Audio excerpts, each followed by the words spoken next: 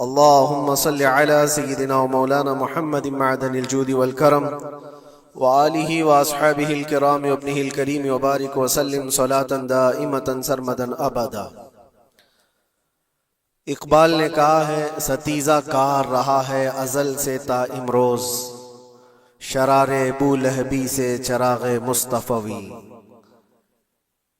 مطلب یہ ہے کہ شروع کے دنوں سے ہی اس کائنات میں، اس دنیا میں ایک معرکہ چلتا آ رہا ہے۔ معرکہ مطلب جنگ، مقابلہ۔ وہ کس چیز کا ہے؟ اقبال کہتا ہے ستیزہ کار رہا ہے ازل سے تا امروز، شروع سے لے کے آج تک ایک مقابلہ چلتا آ رہا ہے۔ وہ مقابلہ کس کا ہے؟ شرار بولہبی سے چراغ مصطفی کا۔ مصطفیٰ کریم صلی اللہ علیہ وسلم کی چراغ کی روشنی کا مقابلہ ابو لہب کی شرارتوں کے ساتھ۔ تو ایک تو یہ کہ استعارہ ہے، اس سے پہلے بھی فرعون و موسیٰ کا، نمرود و ابراہیم کا علیہم السلام، یہ مقابلہ اس روئے ارضی پر چلتا رہا اور حق و باطل کے معرکے ہوتے رہے اور ہوتے بھی رہیں گے۔ فی زمانہ ہم جو حالات دیکھ رہے ہیں پوری دنیا میں، آج جنگوں کے حالات جو پیش کیے جا رہے ہیں، لوگ تو اب یہ خبریں ایسے سن رہے ہیں، کسی کے ہاں بم گرنے کی، میزائل گرنے کی، تو ایسا لگ رہا ہے جیسے بچے پٹاخے پھوڑ رہے ہیں۔ لوگ یہاں خبریں لے کر کے مزے لے لیتے ہیں، پھر فارورڈ کر دیتے ہیں۔ موت اتنی آسان ہو گئی ہے کہ اللہ کے نبی صلی اللہ علیہ وسلم نے 1400 سال پہلے یہ ارشاد فرمایا تھا کہ ایک زمانہ آئے گا کہ حرج بڑھ جائے گا۔ تو صحابہ نے پوچھا تھا یہ حرج کیا ہے؟ تو حضور اکرم صلی اللہ علیہ وسلم نے ارشاد فرمایا تھا کہ قتل بہت زیادہ ہوگا، ایک دوسرے کا قتل اتنا زیادہ ہونے لگے گا کہ لوگ اس کی پرواہ بھی نہیں کرتے۔ آج مجھے آج بتاؤ، دنیا پوری بہت سارے ایشوز پر بیٹھکیں کر رہی ہے، گلوبل وارمنگ پہ ہے، دنیا میں انوائرمنٹ کی چینجنگ پر، موسم کا تاپمان بڑھ رہا ہے، اس پر میٹنگیں ہو رہی ہیں، بڑی بڑی تنظیمیں بیٹھتی ہیں۔ یہ ڈھکوسلا ہے یہ دنیا کا، یہ مغربی دنیا، ویسٹرن کنٹریز کا دکھاوا ہے۔ یہ اینیمل لاورز کو بھی باہر لے کر کے آتے ہیں، ان کو بہت زیادہ کوریج دیا جاتا ہے۔ یہ کتے سے پیار کرنے والا ہے، یہ مرغی سے پیار کرنے والا ہے۔ ظالموں، 40,000 نہیں 50,000 لوگوں کو فلسطین میں تم نے ناحق مار دیا، اس پر کوئی بیٹھک نہیں کرتے۔ موت اتنی آسان ہے انسانوں کی۔ جنگ جس سے ہے، مقابلہ جس سے ہے، تمہارا آپس میں برابر کی طاقت کا مقابلہ ہو تو سمجھ میں آئے کہ ایک دوسرے کی فوجوں سے مقابلہ ہے، ادھر کی فوج بھی مر رہی، ادھر کی فوج بھی مر رہی ہے، لیکن نہتے بچوں کا کیا قصور؟ بلکہ وہ گود میں آئے ہوئے ابھی جنہوں نے شعور کی آنکھیں بھی نہیں کھولی، دودھ پیتے بچوں کے جو قتل ہوئے ہیں۔ تاریخ میں آپ نے پڑھا ہوگا فرعون نے 12,000 بچوں کا قتل کیا تھا، صرف اس گمان سے کہ اس نے خواب دیکھا تھا بنی اسرائیل میں ایک بچہ پیدا ہوگا جو اس کی سلطنت کو ہلاک کر دے گا۔ خواب کی وجہ سے کاہنوں نے اس کو بتایا تھا، اس نے خواب یہ دیکھا تھا کہ آسمان سے ایک تارا ٹوٹ کر اس کی گود میں گرا اور آگ لگ گئی۔ تو نجومیوں نے اس کی تعبیر یہ بتائی تھی کہ بنی اسرائیل میں ایک بچہ پیدا ہوگا جو تیری سلطنت کو ہلاک کر دے گا۔ اس ڈر سے بنی اسرائیل میں جو بھی بچہ پیدا ہوتا اس کو قتل کرتا تھا۔ اس نے تقریباً 12,000 بچوں کو قتل کر دیا تھا، اس ڈر سے کہ وہ بچہ تو نہ پیدا ہو جائے جو میری سلطنت کو ہلاک کرنے والا ہے۔ اور وہ موسیٰ علیہ السلام تھے، پیدا بھی ہوئے اور فرعون کے گھر میں ہی پلے۔ اللہ کا نظام ہے۔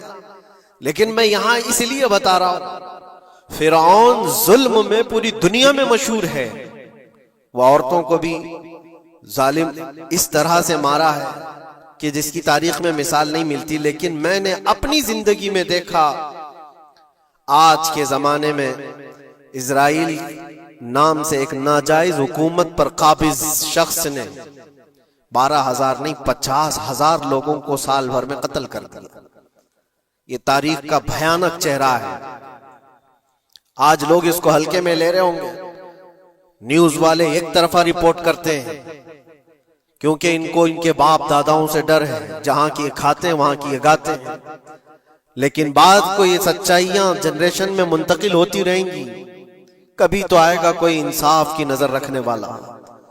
اور انسانیت کا قتل کتنا بڑا قتل ہے، ایک شہر کے 50,000 لوگوں کو قتل کر دینا، اور ایسے کہ وہاں کی عمارتیں پورے راکھ کے ملبے میں چلی گئی، صدیاں لگ جاتی ایک شہر کو بسنے میں، ایک گھر کو بنانے میں آدمی کی اپنی زندگی گزر جاتی ہے۔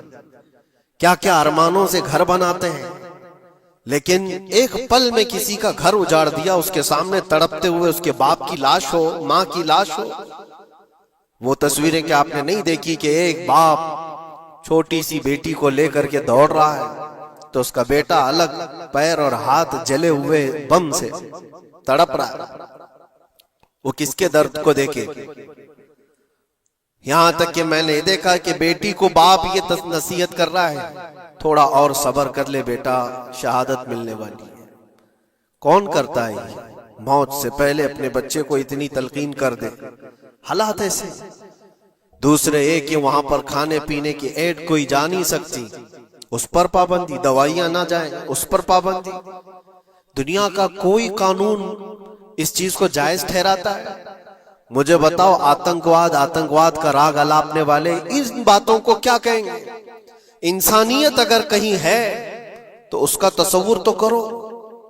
کسی کے فنڈامنٹل رائٹس ہوتے ہیں، بیسک رائٹس ہوتے ہیں، کھانا پینا، یہ اس کا انسانی حق ہے۔ دشمنی تم سے جن کی ہے ان کے ساتھ مقابلہ کرو، عام شہریوں کے ساتھ نہیں۔ مخبر صادق رسول اکرم صلی اللہ تعالی علیہ وسلم کی تعلیمات دیکھو۔ جہاد کو لے کر جو پروپیگنڈا تم پھیلاتے ہو اور ہر چیز کو جہاد کا لفظ دے کر کے ایک ایسا نیریٹو کریٹ کرتے ہو کہ لوگوں کے دماغ میں ایک پروپیگنڈا پھیل جائے۔ آؤ میں سناتا ہوں، رسول پاک صلی اللہ تعالی علیہ وسلم جب صحابہ جہاد میں جاتے تو ان کو کن باتوں کی تلقین کرتے تھے؟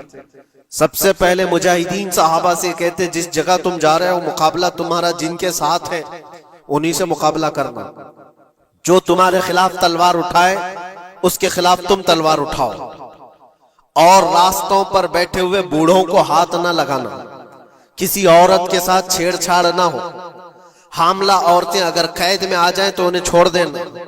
یہ حضور پاک صلی اللہ علیہ وسلم کی تعلیمات ہیں۔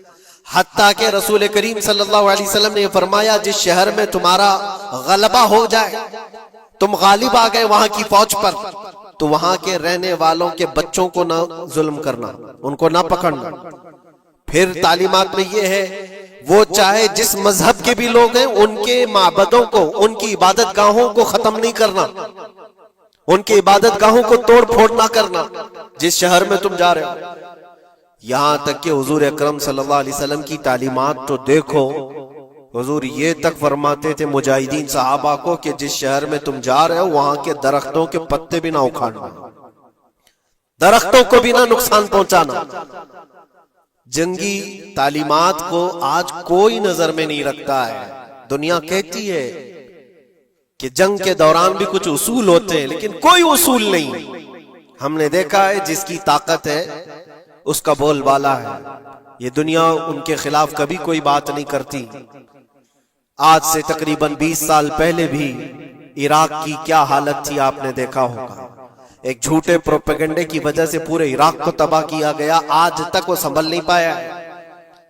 نیوکلیئر پاور عراق کے اندر موجود ہے، اس کے ری ایکٹر وہاں پر موجود ہے، کیا کیا چیزیں اس زمانے میں پھیلائی گئی۔ سوشل میڈیا تو نہیں تھا اتنا، دنیا نے یہ مان لیا کہ ہاں دادا کہہ رہا ہے تو ہوگا، اور حملہ کیا اسی بنیاد پر۔ 20 سال ہو گئے، آج تک عراق میں کوئی نیوکلیئر پاور پلانٹ نہیں نظر آیا، کہیں نہیں۔